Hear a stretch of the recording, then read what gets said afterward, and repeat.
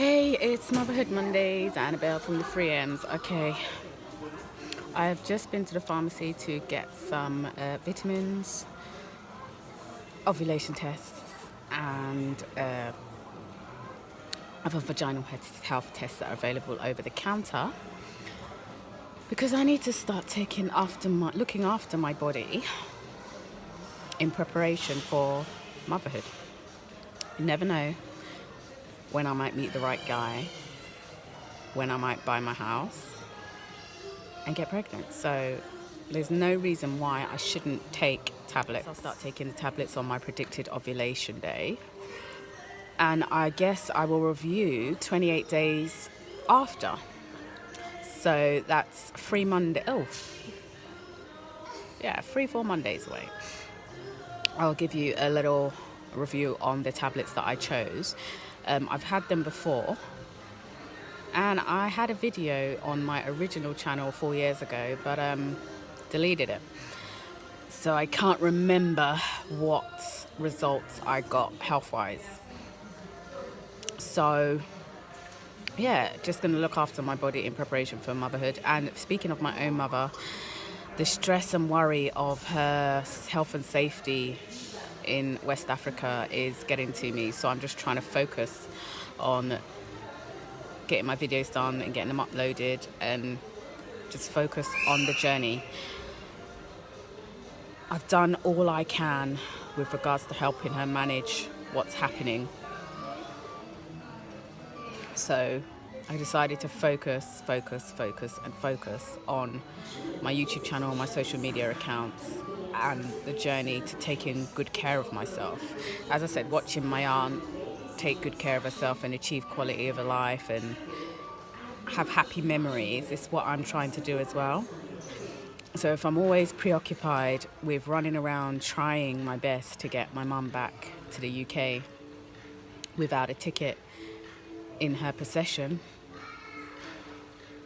I'm just going to cause myself more stress and worry, and I'll be no good to anyone.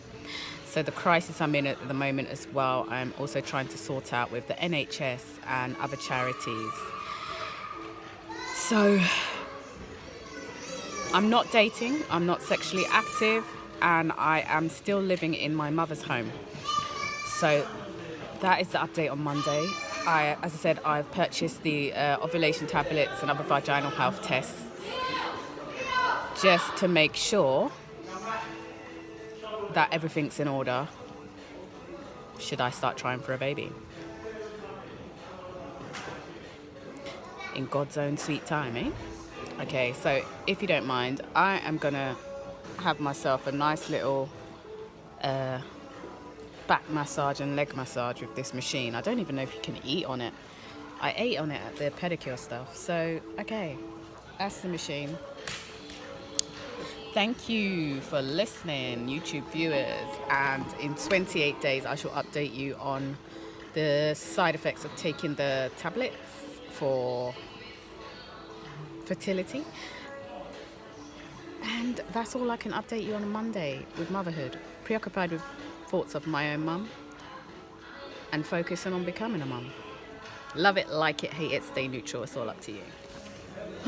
Okay, I did say bye, but now it's coming to my head. How am I going to explain to any children that I may have in the future that grandma is from Ghana, granddad is from Ghana, granddad speaks Ga, mum speaks Fanti, but uncles, aunties, and mummy only speak English to you.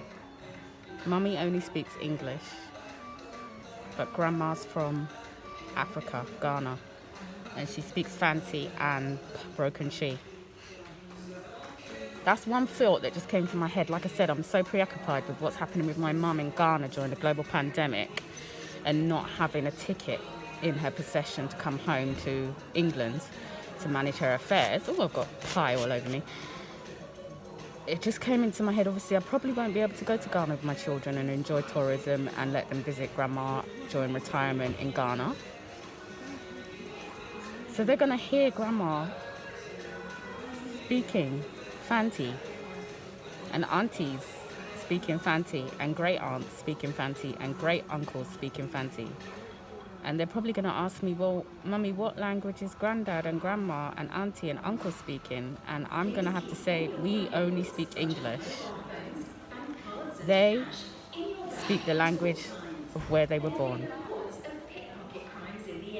And Mummy went there in 2020 during coronavirus, and she suffered shock and trauma from the reality of Ghana. So we will not be going to Ghana. That is why we don't speak the language, regardless of what granddad and grandma and auntie and uncles speak. We only speak English. And it will stay that way. As far as I feel right now. So what kind of barriers? I'm just preempting all sorts of problems, like, should I have children while my mother is alive? How do you explain to them that the language grandma speaks you will never ever learn? Because Mummy tried to learn it in 2019 and 2020, but for safety, she had to stop trying to learn. And for your safety, daughter or son, you won't be learning it either. Does that mean I'm going to have to isolate myself on this journey from Ghanaians because I can't speak their language? And does that mean, should I become a mum, I'm going to isolate the children that I may have from Ghanaians because I don't speak the language and because of my experience in 2019 and 2020? Possibly. But how is that going to make my relatives and my extended family feel? Well, my extended family probably won't give a shit. But how's that going to make my relatives feel? Should they come to England? Should they find me? And should they know that Annabelle and the children she may have are not going to speak Fanti, Ga or Chi? Or any of the other languages other than English that are spoken in Ghana? That's another worry that comes to my head. Shall I just say, well, stuff you, that's just how it was. My parents didn't see the need to teach me for my safety, so why should I teach my children and why should I learn, especially after what I experienced?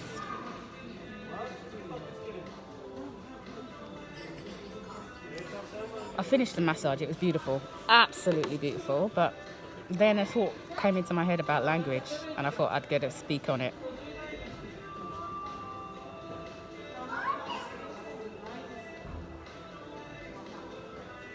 The journey second time around started in Ghana, and I made the decision upon leaving on the 30th of September and arriving on 1st of October. I made the decision that there were too many barriers over those 3 months, too many barriers and too much crisis to go on further with that.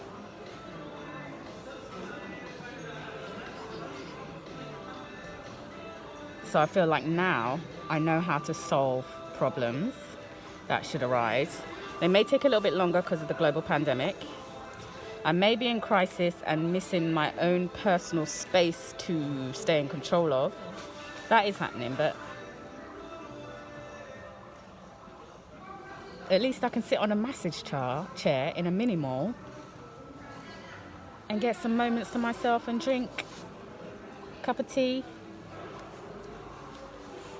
and live a little. I do miss that album. Okay, this is the final one. Yes, I have. Last week I spoke to you about sleeping and the lack of sleep without being a mum and the resentment I feel having insomnia without a baby beside me. So I actually got some sleeping tablets again, and I finished the last dose early hours of this morning, and they were fantastic. The doctor said something about people get addicted to sleeping tablets, and I didn't feel addicted 9 years ago when I took them. They helped at that time. So I'm just a bit worried because obviously I want to buy my own house, which means getting a job. and you need to sleep at night. And when you sleep at night for a good 7-8 hours,